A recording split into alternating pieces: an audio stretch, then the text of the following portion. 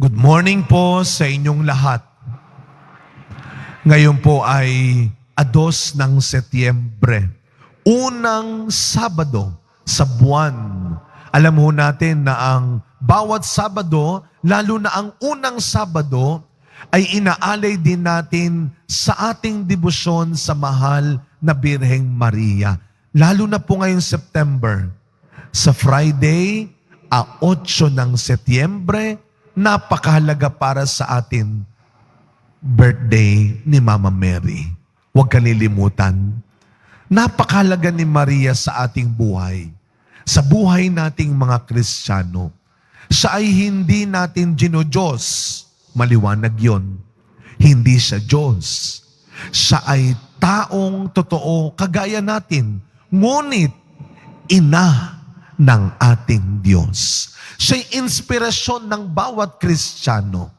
Bakit siya naging inspirasyon? Dahil sa kanyang pagsunod sa kalooban ng Diyos. At ibinigay ni Maria ang kanyang oo upang maging ina ng ating Diyos, maging instrumento ng ating kaligtasan. Alam niyo po, wala masyadong nasabi kung paano nabuhay si Maria bilang ina sa ating Panginoong Jesus Nazareno. Ngunit ganun pa man, makikita natin yung kanyang pagbibigay ng oo sa ating Panginoon ay hindi natapos, ay araw-araw. At yun ang tinuturo sa atin ni Maria, araw-araw, huwag tayong maging tamad.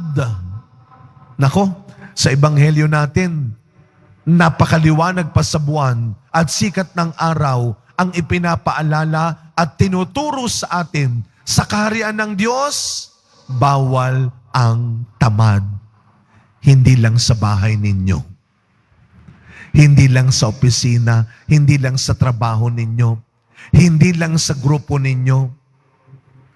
Sa kaharian ng Diyos, bawal ang tamad. Hindi uubra ang taong tamad sa kaharian ng Diyos. Bakit? Sapagkat araw-araw, tinatawag tayo ng Diyos, inuutusan tayo ng Diyos. Sinasabihan tayo ng Diyos. Kaya nga sabi sa ating unang pagbasa, sabi ni San Pablo, hindi ko na kayo dapat paalalahanan pa. Alam nyo na ang gagawin. O di ba? Sounds familiar sa ating mga magulang. Ang laki-laki nyo na, ang tanda-tanda mo na, kailangan ka pa bang sabihan? Ano ang dapat nating paglabanan araw-araw?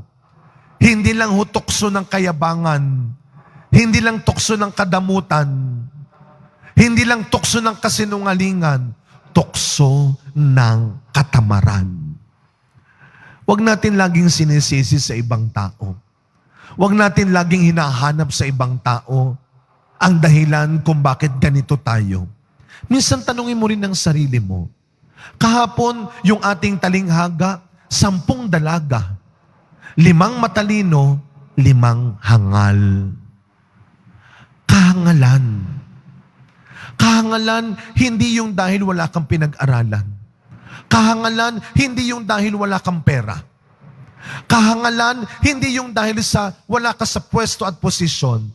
Kahangalan, dahil sinayang mo yung nasa harapan mo na. Naalala nyo kahapon, yung 5 hangal, tangang dalaga?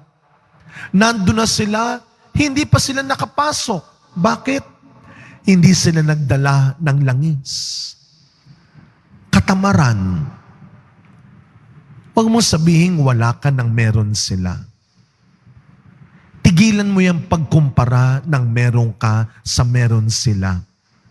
Tigilan mo yung pangangarap lang ng pangangarap. Tigilan mo yung inggit ka lang ng inggit, pero wala kang ginagawa. Baka yan ang una mong problema. Hindi pera. Tamad ka. Hindi wala kang pinag-aralan. Tamad ka. Hindi wala kang maraming bagay na meron ng iba. Tamad ka. Kaya sa pagpapatuloy na misang ito, habang nagsisimula pa lang ang bagong buwan, kasama ni Maria, makiusap tayo sa Diyos. Tulungan niya tayong labanan ang tukso ng katamaran sa buhay natin. Huwag tayong maging tamad na sumagot sa utos ng Diyos, na sumunod sa pinaggagawa ng Diyos. At lagi nating tatandaan, walang iuutos, walang ipagagawa ang Diyos nang hindi natin ikaayos, nang hindi natin ikabubuti, nang hindi natin ikaliligtas. Sa tulong ni Maria, labanan natin ang anumang uri ng kasamaan ng katamaran.